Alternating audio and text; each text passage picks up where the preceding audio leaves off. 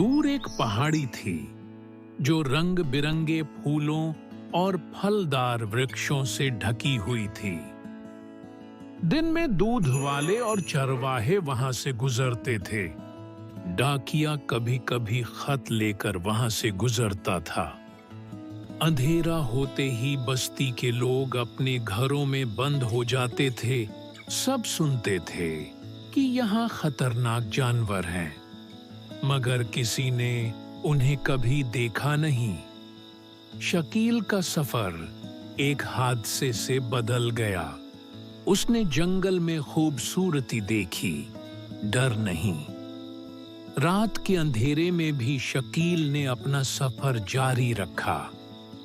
सुबह तक शकील सुरक्षित पहुंच गया। दरअसल यह सब लोगों का वहम था।